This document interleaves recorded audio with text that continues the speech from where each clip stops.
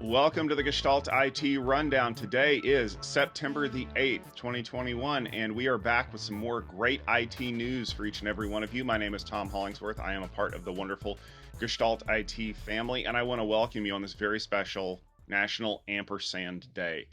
And joining me for this three-way dance are my two other co-hosts, Mr. Zach DeMeyer. Zach, welcome to the show, and what is your favorite punctuation mark? Ooh, that is a good question. I think mine is the interrobang, the mixture of the exclamation point and the question mark, perfectly capturing that that we all feel in life sometimes. Very exciting and somewhat curious, as it were. And also joining us is Mr. Stephen Foskett. Stephen, you're a writer. What punctuation mark really gets you going? Two spaces after a period really gets me going, but not in a good way. I can confirm that. The other thing that gets us going around here at the Rundown is a great lineup of news stories, and we do have those this week. So let's jump right into some of the stories that we caught on our weekly troll, which was one of them coming out of our friend Pat Gelsinger, because in his first in-person keynote since taking the helm, he announced that by 2030, he believes that chips will account for over 20% of the components needed to create cars. Now, that is going to top the 2019 numbers, which sat just around 4%.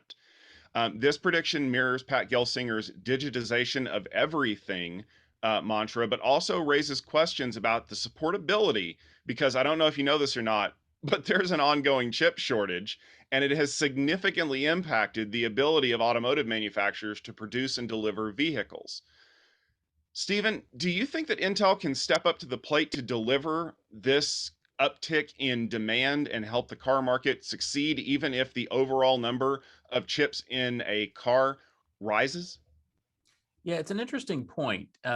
Certainly, I think it's safe to say that microchips have become just as important to cars as tires and brakes and seats and so on that are produced by outside suppliers typically.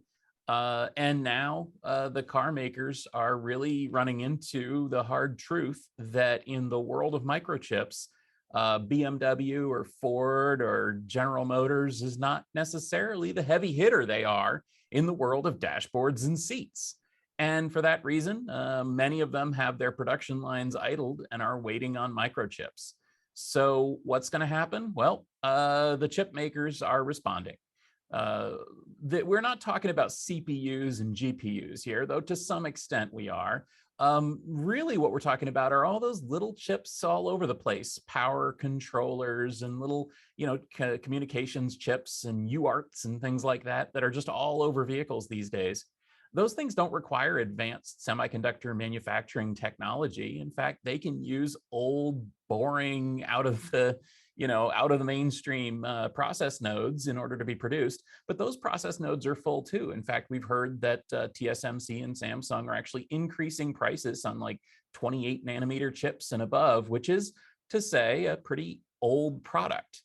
So what we're going to see is, as Gelsinger said, increased investment, not just in the cutting edge process nodes that we all like to talk about, those 7 nanometer and below, but in old fashioned stuff. In fact, we've just heard last week that there's going to be a new gigafab built in China to produce basically old janky chips in massive volumes.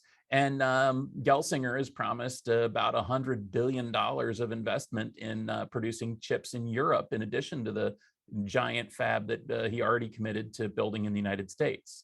And to me, I think that's the interesting point, is that we're not just seeing more fabs being built. We're seeing more fabs being built in more places with more different process nodes. And I think that all of this is a response to the fact that these chips are lacking. Unfortunately, as the CEO of BMW told us last week as well, this problem isn't going away anytime soon. In fact, it's very likely that we're going to have still massive chip shortages causing idle car factories well into 2022, because it just takes a while for this stuff to get online. Zach, I've got a story for you here. Cisco is reporting that their Webex calling feature now has surpassed 8 billion monthly calls. This service is essentially a cloud phone system, and it has about 4 million subscribers, which is double what Zoom has for their similar cloud phone system. Cisco is touting the ease of integration with their other Webex services and the advanced feature set shared with their platforms. Cisco didn't disclose how many of those customers were previous Cisco UCS or Unified Communications users, or if the numbers include customers that primarily use the full service WebEx license and might just use this feature sometimes, occasionally. Is enterprise phone making a comeback in this world of video calling? Stephen, I feel that it probably isn't a comeback because it's been here for years. We've been making phone calls ever since Alexander Graham Bell rolled out his fancy machinery way back in the 1800s. And at the end of the day, it's still a very viable method of communication, despite what today's youngest generation might tell you. But it's Stephen, I think that it's really kind of an important distinction to make here, that it is just the calling feature, and for some some organizations and really just some people, that's just their preferred method of communication. They're on the go, or they're maybe not looking their best in the morning, and they don't really want to be shown on a video screen, and perhaps don't have to record something like this where they're running down the news of the week. And at the end of the day, the sort of thing that they need to do is just get in, talk about the things that they need to talk about, and get out. And so it's really kind of no surprise to me that this is that these numbers are getting up to such a height. And at the end of the day too, it's no surprise that Cisco's leading the charge, because when it comes to phone communications, networking is just as important as it is in just as any other realm. And so making sure that everyone can easily dial in and have a crisp, clear call line is very important, and that's what Cisco is all about. So I think when it comes down to it, it's really not a huge surprise to me that these numbers are as high as they are. And really just congrats to Cisco. Their WebEx platform is certainly something, and it's something we even use here at Gestalt IT. So you might need to check it out. Tom, I've got a story for you here, and this one's an interesting one. Smashing security host and friend of the show, Graham Clooney, is reporting that the Ragnar Locker malware group has turned to some new tactics to get their victims to pay up.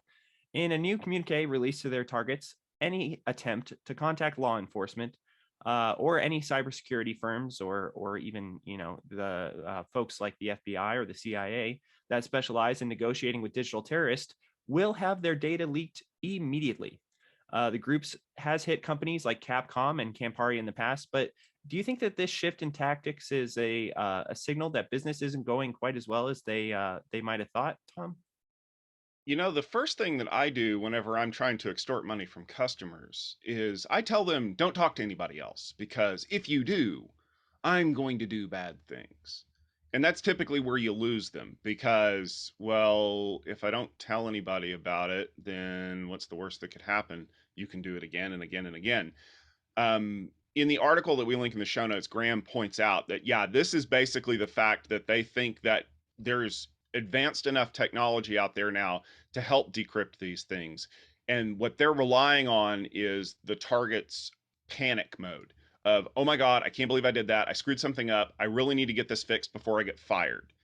When you look at the number of companies out there in the backup recovery disaster avoidance space that are essentially saying, never pay, don't pay, do whatever it takes to not give these people any more money and use our product to help you recover, that is telling me that it has had a significant impact on the bottom line, because we've seen this before in the market where it's, oh, we're going to encrypt some of your files and you're going to have to pay to get them back. And then it's, we're going to encrypt everything and you're going to have to pay to get it back. And then it's, if you don't pay us, we're going to release the files. And now it's, we're going to release the files if you call anybody and tell them.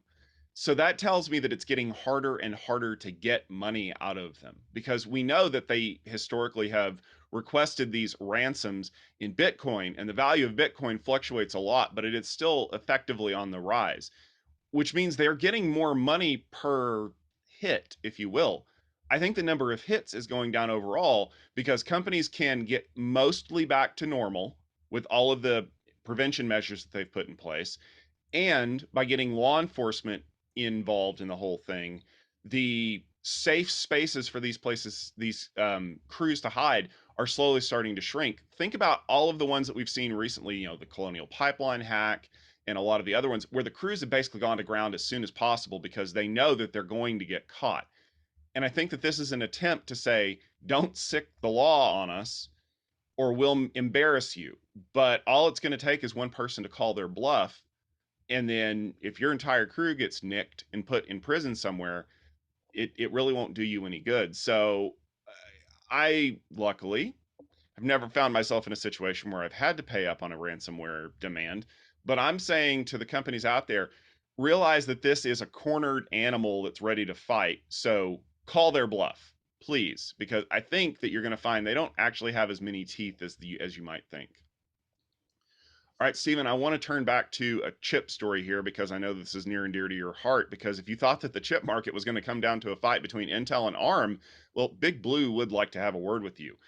This week, IBM announced some details behind their new Power 10 family because this is the latest version of their custom line of processors. It's a performance family that's built on a 7-nanometer Samsung process. It's aimed at the hybrid cloud market because the idea is to take a bunch of these things, up to 16 of these processors that are running 8 threads per core, and stick them all into a giant server that can run like almost 2,000 logical threads and then distribute workloads amongst all of them. IBM's announcement also discussed some certain terms that we come to think of when we think of cloud models, like pay per use. That is a fundamental tenet of the Red Hat OpenShift cloud model that, of course, IBM is the owner of Red Hat.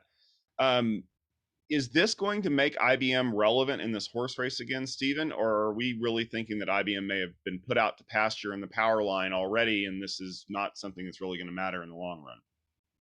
Well, those of us in tech love to get distracted by ARM versus Intel and so on. And occasionally maybe we'll mention, I don't know, RISC-V, but we very rarely mention the Power architecture. As a reminder, this is actually the successor to PowerPC from way back when.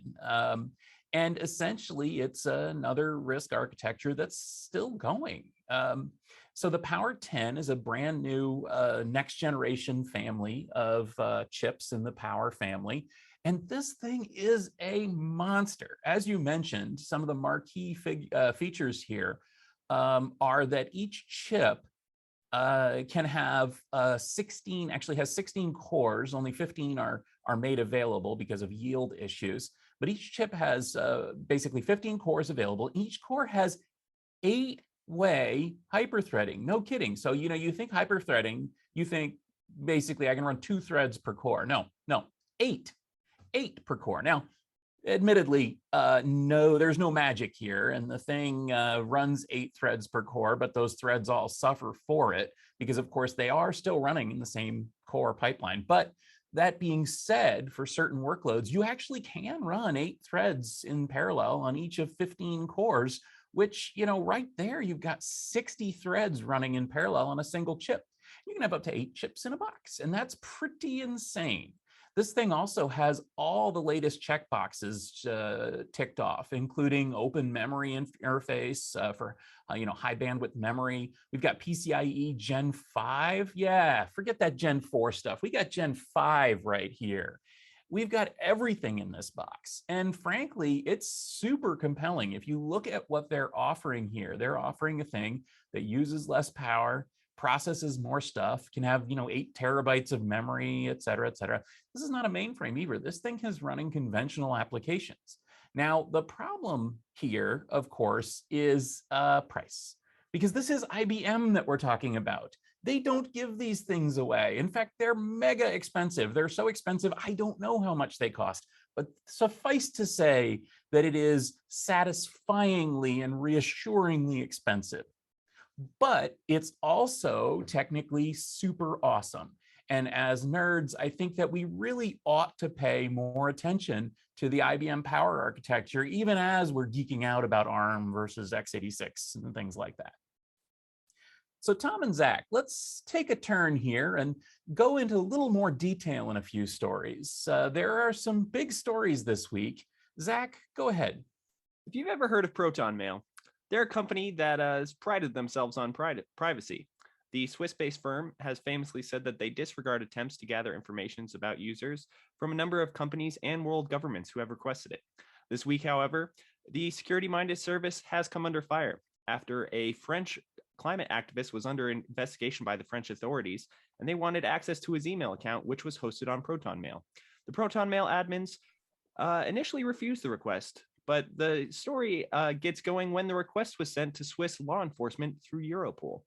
ProtonMail complied with the request from the Swiss authorities and provided the information, which was later passed on to the French, and the activist was arrested. When they pushed about this seemingly contradictory stance on Twitter, the ProtonMail CEO, Andy Yen, clarified that they are required to comply with Swiss law as they are based in Switzerland. Evangelists on both sides of the argument are split about the legal responsibilities of ProtonMail and their apparent breach of trust in the customers. Stephen and Tom, you're both outspoken privacy advocates. What's your take on this? So I've been a ProtonMail user for quite a while, and I'm a ProtonMail believer. I have maybe a little bit of a contradictory view on this because, quite frankly, I think that the internet has just found the latest bad guy of the day, and we're going to all pile onto ProtonMail. Now, is it good that they turned over the IP address of a ProtonMail user to the Swiss authorities? No. Could they have done anything else? No. Unfortunately, they are based in Switzerland and are subject to Swiss law. And that's been something that has been a draw for people like me when we're looking at using ProtonMail, because quite frankly, the Swiss government will not generally just blindly pass on legal requests from other countries. It has to actually be a Swiss request, and the Swiss law is pretty specific about what they can and can't ask for. So that's the nice thing about being subject to Swiss law. The not so nice thing is that they are subject to Swiss law, and if they get a legal request, they have to comply.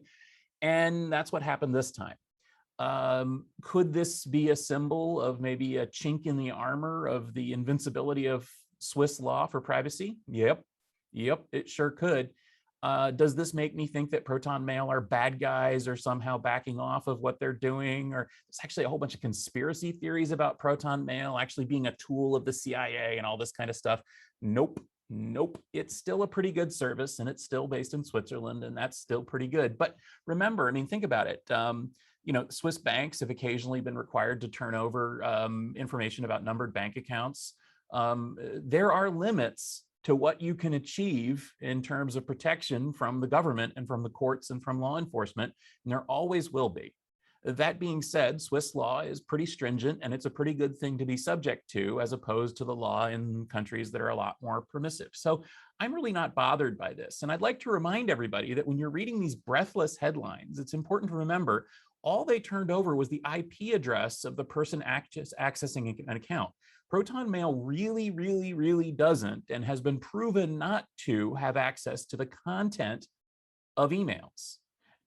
But of course, it's email, and email has to be decrypted when it gets sent anywhere. And so there are other ways of accessing that content. One of the things, too, that ProtonMail has done is they have tried to clarify what they will and won't do. And yeah, they were using some weasel words before, but now they've gotten rid of those weasel words, and they've been a little more clear on the site, and they've published a thing on their blog that specifies it. Another thing they're doing is recommending that people use Tor, the onion router, to access ProtonMail, because then Proton won't be able to see what the IP address is, and that means that they won't be able to comply with these. And I think that that's to their credit, that they're advising people, especially controversial figures, that they should access the service in that way. And finally, ProtonMail has confirmed again that Proton VPN is different, and it's subject to different laws in Switzerland, and they cannot be compelled to turn over or log user data in Proton VPN. So again, as a ProtonMail user, as a Proton VPN user, Frankly, a ProtonMail believer. I still am a ProtonMail believer, and I still think that they did the right thing here, even if it is a little skeevy what happened in terms of arresting someone for using the service. What do you think, Tom? I think that if people were concerned about having their IP addresses turned over, they should have used a mail service that was hosted in Sealand, because that may be the only place on the planet that can legally refuse all requests until someone with 2 rowboats manages to invade this time. Um, I get that people are super upset because they believed the Proton Mail was kind of built on this idea that we're never going to turn anything over to the authorities and your privacy is completely protected. And I'll just ask you this: what if it was a scammer that scammed your grandmother out of, $100,000, and you knew who they were, but you needed the IP address to be able to tie it to them to get your grandma's email back or money back? Would you be so cool about their staunch privacy at that point? I would bet that your bastion of freedom would crumble just a little bit when it personally affected you. And this is the situation that we find ourselves in. The fact that it took 8 months for them to get this information should tell you how hard ProtonMail fought this. They're doing what they have to do. They're doing what they are legally obligated to do. Just like if you shoplifted something out of your friend's store, your friend is legally obligated to prosecute you if they want their stuff back. Just like anybody who infringes on a trademark, you are legally required to sue them, even if you know them and you don't mind the use of the trademark, because if you don't defend it, you lose it. And if they did not comply with this request from the Swiss authorities, you can have a Proton Mail service, you just can't have it in Switzerland. Let's move it somewhere more friendly to refusing requests, like, I don't know, Moscow, because they're not going to look at our email, right? This is the measure of responsibility that comes along with the freedom to offer these kinds of services. So just saying, if you're going to run a criminal empire, or you're going to be an activist who is going to get up on the wrong side of the law on occasion, use a VPN. Don't host your email in one country, host it in several. Don't be a criminal. There's a lot of ways that this whole thing could have been avoided before it got to the point where a law enforcement agency was legally required to compel information from a service. And you're tilting at the wrong windmill if that's what you're taking out of this story. Yeah, thanks a lot, Tom. And I tend to agree with you. I mean, there are limits to privacy. There are limits to what you can do. And frankly, we've just discovered one of the limits of the privacy offered by a company that's operating under Swiss law. So, Zach and Tom, I've got another story for you that I thought you might be interested in. After 5 years of mystery, more information is coming to light about the attack made on Juniper Networks and their NetScreen firewall back in 2015. Although it's still unclear who perpetrated this attack and what the exact reason was for it, researchers have found an intentionally created backdoor in the product that attackers may have leveraged to get into the network. The bigger problem here is that the backdoor in question was potentially created in part via an algorithm supplied to Juniper via the US National Security Agency. While the NSA has declined to address these allegations, some theorize that the backdoor was put in place to spy on Juniper's overseas customers to further American security interests, which frankly is pretty much in keeping with the last 50 years of history of the NSA. Tom and Zach, what should we be doing here? What should we be concerned about? What do you think about government-created backdoors in products? All right, so I'll jump in here to start because I actually wrote a blog post about this over at networkingnerd.net. And my perspective on it is, why in God's name would you use an encryption algorithm provided to you by the NSA that literally nobody else said was secure? Like, the thing is, this is the dual EC random number generator, for those of you who don't know. It was created by the NSA and it was provided to NIST, and it was listed as one of the potential ECC number generators. And literally every security researcher who looked at it said, yeah, there's a problem. If you know the seed value, you can guess all of the results, which is kind of a really horrible thing to have in a random number generator, unless you're somebody who wants to be able to get into somebody's equipment and decrypt traffic. Now, here's where it gets ugly. NIST released this, and then a whole bunch of government agencies said, if you want us to buy your equipment, it is required that you have support for dual EC included. So now you've hamstrung everybody, because we're going to make you include support for something we know is vulnerable and we can break into it. I can't imagine why a government would want to do something like that. Tongue in cheek, sarcastically, I say. In fact, what happened was that every company except for Juniper NetScreen included support for it and then did not enable it by default because we're not stupid. Unfortunately, Juniper NetScreen was the one to lose this game of musical chairs. They did enable it by default, and someone, and that someone we now know was APT5, a non-government affiliated but government supported Chinese hacking group, discovered this fact. So what did they do? They used it to hack into Juniper's source code repository and changed the key value for dual EC. So now they know what it is, and they can hack into your equipment. And I've said this for years, and I say it every time there's a bill that comes up in the United States Congress asking companies like Apple and Cisco to purposefully weaken their encryption algorithms by creating a key for law enforcement to decrypt things with a warrant. The safest lock in the world is the one that doesn't have a key. If Apple says they can't read your iMessages because they don't have the decryption key, you can believe it. But if they can say, I can't read your messages, but Big Brother can because they have to legally compel a warrant out of us, like we just talked about in the last story, you can come up with some pretty spurious reasons to legally compel a warrant out of somebody. But if the answer to everything is, I don't have a key for it, I'm not going to make a key for it, and that way nobody can read it, do your old fashioned police work the old fashioned way, that's a much better answer. Because what happens is that 6 years from now, we'll find out that that key was actually stolen by somebody else and has been used to decrypt all of the information that's being passed through that algorithm. And it's all now available to people who may not necessarily want to use it for the best of intentions. So I'm happy that this is all coming to light. I'm not happy that it required literally a legal investigation from Senator Ron Wyden's office to even find out as much as we have found out. This is like the world's worst ball of string that we have to keep unwinding over and over and over again. And the answer is really simple. Don't use algorithms that have been purposefully weakened so that lazy spies can be lazy.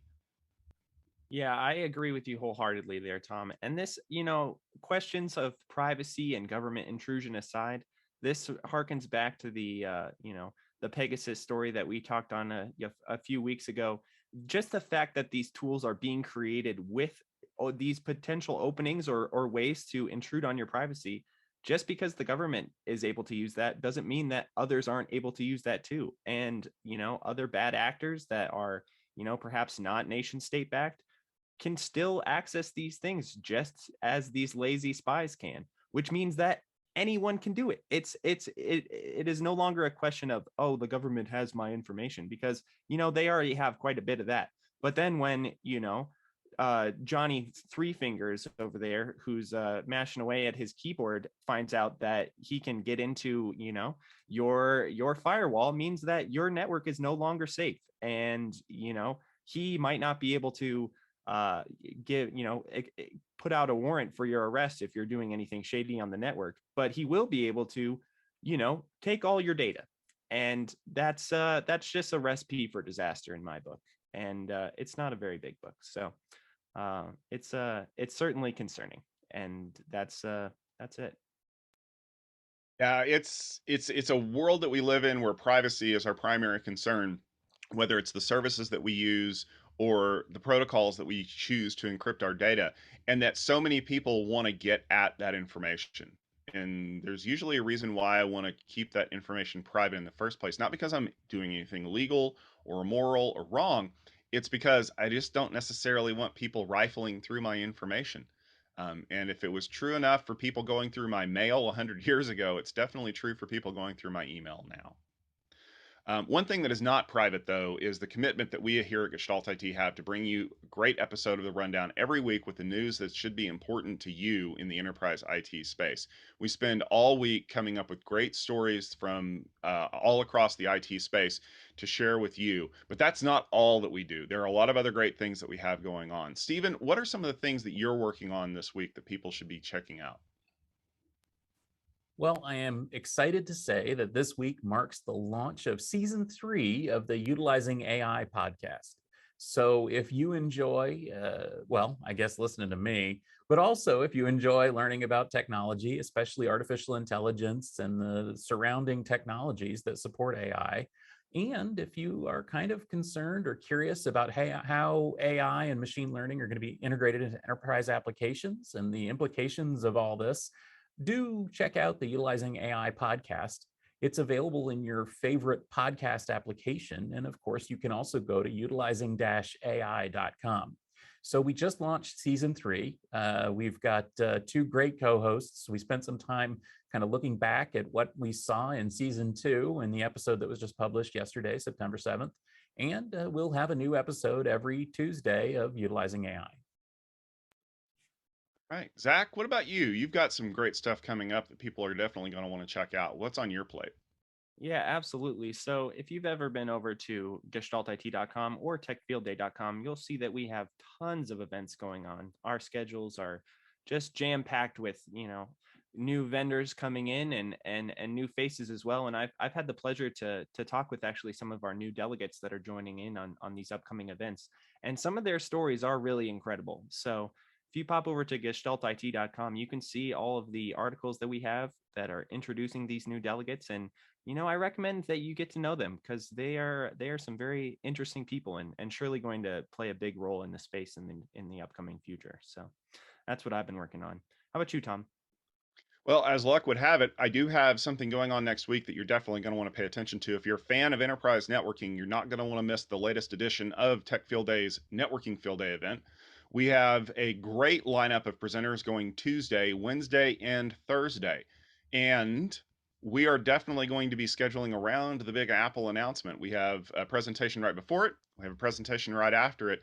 So if you're not going to be getting a brand new iPhone, you're definitely going to want to check out presentations from Juniper, Arista, Cisco, NetBees, Path Solutions, and more. Head over to techfieldday.com, click on the link for Networking Field Day. You're not going to want to miss a minute of the great presentations there. And you're also not going to want to miss a minute of the rundown, which will be back next Wednesday at 12:30 Eastern Time, just like it is every week. And if you want to listen to the rundown on demand, you can head over to our YouTube channel at youtube.com/gestaltit video. Or as Stephen mentioned, you can subscribe to this in your favorite podcast application. You can also subscribe to us on iTunes and Apple Music if that's your favorite way to go. If you do that, however, please make sure that you leave us a review and a rating because people will use that as a judge of whether or not this is their favorite news show as opposed to every other news show, which isn't because we are everybody's favorite. So leave us a review and let everybody know what you think of us, and hopefully that will give us some more listeners and some more great news stories to bring to you in the coming weeks. But for myself, Stephen Foskett, Zach DeMeyer, and the rest of the Gestalt IT community, thank you very much for tuning in, and we hope that you have an amazingly wonderful day.